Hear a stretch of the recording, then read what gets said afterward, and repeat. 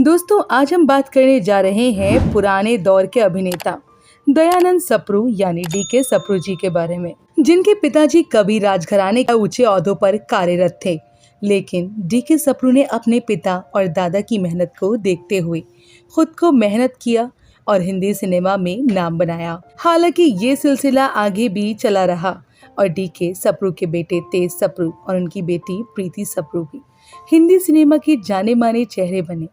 आज हम आपको इनके बारे में ही बताएंगे, तो चलिए बिना वक्त गवाए शुरू करते हैं आज की हमारी वीडियो को।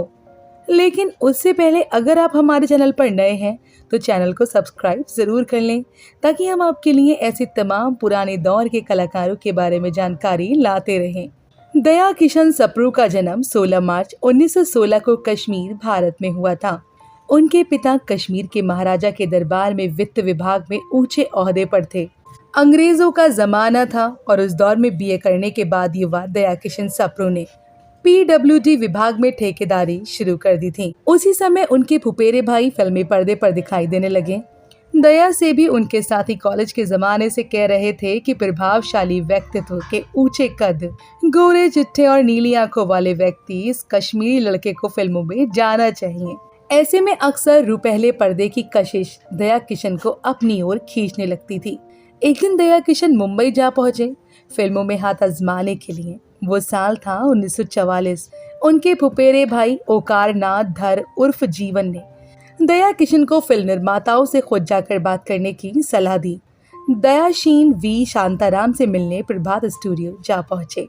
कमरे के बाहर बैठे दया किशन पर नजर पड़ी तो वो वी शांताराम ने उन्हें बुला लिया। जब दया किशन ने अपना परिचय देने के लिए बोलना शुरू किया तो मंत्रमुग्ध वी शांताराम उनकी गरजदार आवाज को सुनते रहे। वी शांताराम हिंदी, पंजाबी, अंग्रेजी और उर्दू में धारा प्रवाह बात करने वाले इस जवान से खासे प्रभावित हुए।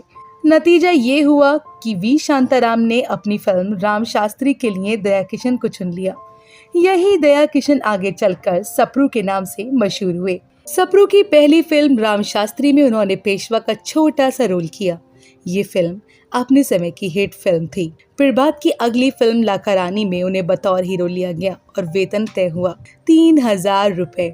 इतनी बड़ी रकम की उन दिनों कोई अभिनेता कल्पना भी नहीं कर सकता था। अपनी असरदार उपस्थिति के चलते जल्दी कई फिल्में सप्रू के हाथ लग गईं। उन्होंने जहां चांद 1944 में बेगम पारा के साथ काम किया, वहीं रोमियो जूलियट में नरगिस के हीरो बने। उस दौर में फिल्मों में बतौर हीरोइन हेमावती ने शुरुआत की। सप्रू की हेमावती से मुलाकात हुई तो मामला पहली नजर में प्यार वाला हो गया। बहरहाल सप्रू ने जल्दी हेमावती से विवाह कर लिया। अदले जहांगीर, काला पानी, झांसी की रानी, तानसेन, गंगा मैया और वानामवतार सहित कई फिल्मों में काम करते करते सप्रू पौराणिक विषयों पर फिल्में बनाने के लिए पसंदीदा किरदार बन गए। शबिस्तान 1951 वह फिल्म थी जिसमें सप्रू ने पहली बार खलनायक का किरदार किया और उस रोल में भी उनकी जमकर तारीफ हुई। दया किशन सप्रू का शानदार करियर जारी था कि कुछ लोगों की राय पर उन्होंने फिल्म निर्माण में हाथ आजमा लिया। पहली फिल्म बनाई पतित पावन 1955 में। इससे उन्हें कोई आर्थिक फायदा नहीं हुआ। इसके बाद उन्होंने फिल्म बहादुर शाह जफर शुरू की। इसमें बहादुर शाह की भूमिका खुद सप्रू ने निभाई। फिल्म पूरी करने के सिलसिले में सप्रू कर्जदार हो गए, यहाँ तक कि उन्हें अपना घर भी बेचना पड़ा। इसके बाद सप्रू को जो भी रोल मिला वो करते गए। उन्होंने पंजाबी, गुजराती फिल्मों में भी काम किया। सप्रू की बेटी रीमा अपनी पढ़ाई पूरी करने के बाद फिल्म राइटर बनी। उन्होंने एक फिल्म लिखी। सप्रू ने एक बार फिल्म बनाने का फैसला किया। फिल्म का नाम रखा गया जीवन चलने का नाम। इसके लिए संजीव कुमार, रेखा और शशि कपूर को साइन किया गया, मगर तभी सप्रू को मधुमेह की बीमारी ने अपनी चपेट में ले लिया। इस एक बीमारी ने उन्हें कई और बीमारियों के हवाले कर दिया। फिल्म का काम रुक गया। बीमारी के बावजूद सप्रू उन फिल्मों का काम निपटाते रहे जो उन्होंने साइन की थी। जून 1989 में फिल्म रिलीज हुई जिसका नाम था सुरक्षा। उनमें उनके बेटे सप्रू ने काम किया था। बीमारी की वजह से सप्रू अपने बेटे की पहली फिल्म नहीं देख सके। अक्टूबर 1979 में उनका निधन हो गया। उन्होंने करीब 350 फिल्मों में काम किया। चेतन आनंद की फिल्म कुदरत उनकी अंतिम फिल्म थी। अपने निधन के 36 साल बाद भी साहब बीवी और गुलाम, हीर रांझा और पाकीज़ा जैसी फिल्मों के लिए सप्रू फिल्म प्रेमियों के दिलों में आज भी जिंदा है। लेकिन दोस्तों, यहाँ बात हो रही थी डीके सप्रू यानी के दयानंद सप्रू के बारे में। लेकिन आपको उनके बच्चों से भी मिलवाते हैं जो हिंदी सिनेमा का बड़ा नाम है।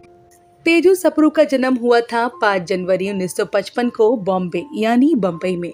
इनके पिता का नाम डीके यानी दया किशन सप्रू और इनकी माता का नाम हेमवती था। इनके पिता डीके सप्रू तो अपने दौर के बहुत बड़े फिल्म कलाकार थे। इनके पिता को लोग सप्रू के नाम से जानते थे। तेज सप्रू एक कश्मीरी पंडित हैं और इनके खानदान के लोग कश्मीर के राजा के दरबार के खास लोगों में रहे हैं। इस बात को बेहद कम लोग वाकिफ हैं कि तेज सप्रू ने अपने बचपन में कई स्पोर्ट्स में काफी एक्टिव रहे हैं। ये महाराष्ट्र के जूनियर बैडमिंटन चैंपियन रह चुके हैं और इन्होंने मुंबई के लिए दिलीप वेंगसरकर जैसे क्रिकेटर्स के साथ भी क्रिकेट खेला है। उस दौर में भारत के माता पिताओं में अपने बच्चों को स्पोर्ट्स में भेजने का क्रेज काफी कम हुआ करता था। खुद तेज सप्रू के पिता डीके सप्रू इन्हें कहते थे कि तुम भी मेरी तरह एक्टिंग की दुनिया में आओ, इनमें अच्छा पैसा है, स्पोर्ट में रिस्क काफी ज्यादा है और पैसा कुछ भी नहीं। तेज सप्रू के फिल्मी करियर की ऑफिशियल शुरुआत हुई थी साल 1979 में फिल्म सुरक्षा से। हालांकि इस फिल्म में ये कोई विलन नहीं बल्कि एक पॉजिटिव किरदार में नजर आए थे। इस फिल्म में ये जैकी जैक्सन के नाम से एक जासूस के रोल में नजर आए थे।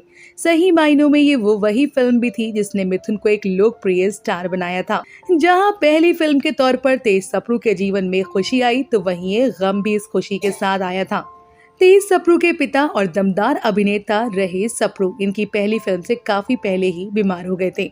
उनकी बड़ी ख्वाहिश थी कि वो अपने बेटे की फिल्म को थिएटर में देखें, लेकिन उनकी ये ख्वाहिश अधूरी ही रह गई और ये बीमारी के कारण इस दुनिया से चल बसे। कई लोग तेज सप्रू को सलाह दिया करते थे कि क्योंकि तुम्हारे पिता की तुम्हारी आंखें नीली हैं तो तुम्हें भी विलन बन जाना चाहिए। तेज सप्रू ने भी मान लिया और वे विलन के किरदारों में ज्यादा फिट लगने लगे। अपनी तीसरी फिल्म राजपूत में ये विलन के तौर पर ही नजर आए। बस यहीं से विलन के तौर पर इनका करियर सेट होना शुरू हो गया।